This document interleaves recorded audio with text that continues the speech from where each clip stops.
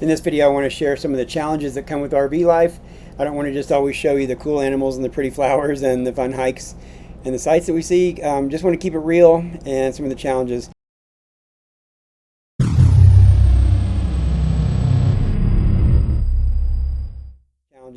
Kind of a high-level breakdown of what I'm going to share about is, and then I'll dig into the details of each one, but high level, some of the campground disappointments that can happen, and then realizing last minute that you need some hardware added to your motorhome before you take a road trip, and it's probably pretty critical to have it, and you have 3 days to find it, add it, test it, all that stuff.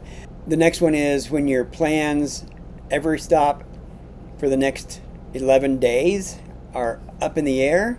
We normally have reservations months, if not a year plus in advance. And in this case, the place we were going to stay was our dealership in Missoula, and they took wind damage. I'll get into that more as I go into them. But just the fact that high level, we had nowhere to stay other than Walmart and Cabela's, which we hadn't done before, but we knew we could if we had to. So let me dig in a little bit. At Rapid City, specifically Box Elder, where we stayed at the campground, it's not the greatest campground, but the price is right, and in a touristy area, that's what we really want, is we want to be near the place for a good price and then spend our money doing stuff and whatnot. So there was a construction project right next door, like not far. I could have thrown a rock and hit the workers, but it was not huge, but it was a new Amazon facility. And so they got cracking at 7 a.m. every day with those big trucks and beeping and going backwards. If it was concrete day, it was 5:30 in the morning for whatever reason. So within a week or two, our brains had tuned that out, and we have AirPods that have noise canceling, so we just put those in and block it if it starts to become too much. And then last minute, I realized we needed a brake controller for the rig.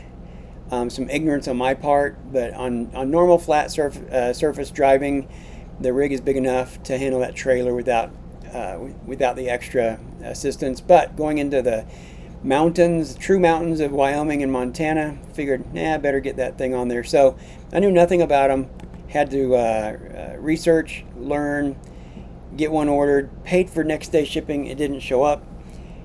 Found one at Camping World in town, so went and got it. And then the place I ordered from was actually willing to issue a refund for the price of the product plus the one-day shipping that I had paid for, the overnight shipping. So that was very nice. I'll use eTrailer.com again in the future because their customer service is top-notch. They have a good reputation. So then getting the controller, despite the not shipping fast enough and stuff, we also had to get it installed, and I either had to find a shop that could install it or learn how to install it myself. And if I could find a shop, would they be able to get us in? Almost nobody gets you in same day or next day, it seems like. So turns out with the help of a friend in Omaha who has trucks and trailers and know this stuff, and as well as my brother, I confirmed they both had the same answers to how to wire this in. They were able to help me get that thing wired in, and it turned on and it worked and everything was great. It took me quite a while to find the wire bundle up under the dash. You have to get in there and there's like 40 bajillion wires, and you have to find the ones that are labeled trailer brake and 5 other things. But we went from 3 or 4 days till we leave and realizing we needed this hardware to actually getting it installed. Along the way, we didn't know if we were going to have to stay longer because we really didn't want to hit the road with this thing not installed. So if I had it in hand but couldn't get it installed, with Sturgis being like 2 days away from August 2nd, it was starting. We were leaving August 1st, and we already saw tons of bikes all over the place. Everybody sells out for miles in every direction during Sturgis. They just, every campground books out.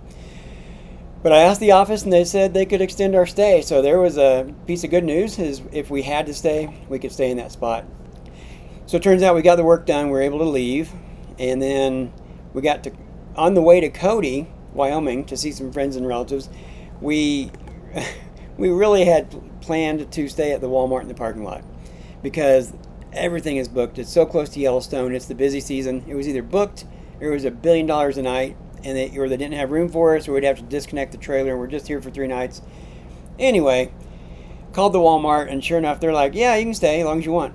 Well, 3 days. They have a 3-day limit, and that's what we needed. So we're headed for Walmart. And along the way, Rhoda texted her friend in Cody that we're coming to see, and the friend said, hey, my mom's got a house, and it's got a big yard, and she's out for some medical stuff for quite a while, so won't you just park there? So we were already planning to boondock at Walmart, so now we'll boondock in their yard, which is better than a Walmart parking lot, which we would do if we needed to, but if we could avoid that, we will. So on the way, we actually redirected to where we got to stay by a friend who offered us a big driveway basically to park in, and there's nobody living here right now, so we're not in anybody's way except the sprinkler guys who've been coming and going. But that was the next one. And then our next day was going to be in Missoula, Montana with our dealership. Any customer can stay as often as long as they want. They had a person stay once for so many months, almost a year, that they had to ask him to leave. But they took wind damage 3 or 4 days before we were going to come to Cody, and they called and said, hey, half the town's without power, and we're doing all this stuff to try to blah, blah, blah, blah. You can't stay here. It's like, oh, and everything's either booked or too small for us. It would have worked to stay with them, but wind damage, a freak 110-mile-an-hour windstorm came through. It wasn't a tornado, straight line winds, did a lot of damage in the little town of Missoula Wednesday of that week. So, call Cabela's. Rhoda had the great idea, hey, let's try Cabela's. Their Walmart had said no. Cabela's said, absolutely, stay as long as you want. Unfortunately, it wasn't a big Cabela's in a standalone building with the big space out back where a lot of RVs will stay sometimes. It was a smaller one as part of a mall, and you really had very limited space in front of the Cabela's portion to park in. We were gonna, if we took ourselves all apart, we would take up 5 spaces at least. Yeah, 5 probably. Anyway, so I had been in touch with the Loose Moose something campground in Lincoln, Montana. I had just stumbled across them in RV Trip Wizard, and it's a gorgeous, gorgeous campground. A little pricey for our taste. We just needed 7 nights, somewhere between Cody and Kalispell, preferably closer to Kalispell, where we'll be staying for the next 7 weeks after this. So they were full. Well, he actually had a spot that would have been perfect pull through and all that, but I didn't know if we're going to be able to leave Rapid City area in time, and their refund policy is such that if I locked it in, I'm out all my money because it was too close to hit any kind of cancellation windows. So I didn't reserve it, and I knew I should have, and I didn't. And he said, well, you know, let me know when you know. But by the time I did, it was gone.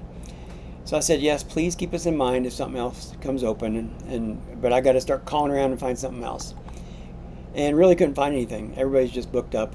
Montana is a popular place to be.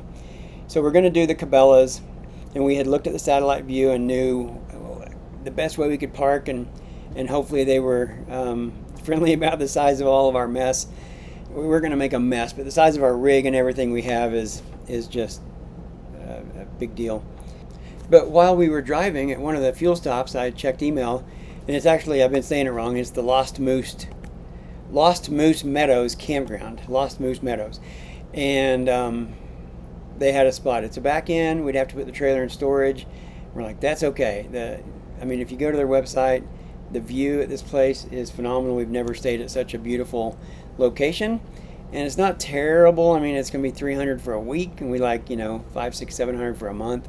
But it's a spot to stay, and I'm not complaining, and it's gorgeous, and there are trails immediately all around it, and it's going to be a place that we probably want to return to after we've been there. If you just go to their main website, that first picture, the view it's amazing. So we're looking forward to that. On the drive to Cody, both of our problems resolved themselves. We didn't have to stay at Walmart in Cody. The friend helped us out with the house. We didn't have to stay at Cabela's in the parking lot. The campground I was in touch with helped us out. So those things resolve themselves, and it is pretty stressful to hit the road thinking, I don't know where we're staying, and the places we might stay, we might not fit. We might not fit very well. So there's some stress that comes with that, and we just had to push through, and in this case it worked out. Now a lot of RV people never make plans. They always fly by the seat of their pants. And they seem to love it. They don't want locked into any plans or whatever. We're planners. We'd rather have a sort of a locked-in itinerary with knowing where we're going, where we're staying, and all that stuff. So it's 2 different ways to do it. This time we felt like we got really lucky and got our needs met while in transit towards this area. And then last but not least, the detail around the free driveway in Cody, saving us from the Walmart parking lot. The friends was super sweet to let us stay here. We're not complaining at all, but it's right next door to a doggy daycare. And first thing in the morning, they let the dogs out. So the dogs are put away all night, can't hear them barking. But in the morning for 2 or 3 hours, while it's cool out, the dogs get to go out and play. And while it's cool out, we had the generator off. We had the windows open at 60-some degrees. Cool the place down for free, give the generator a break, save some diesel. So we had to put in the noise-canceling headphones because the dogs were having a good time, let's say. And so when you mooch dock, anything could happen. And for lingo's sake, if you don't know what mooch docking is, I mentioned it in a brief video update earlier. Boondocking is staying somewhere with no hookups, no connections, either in the desert or at Walmart or at a friend's house.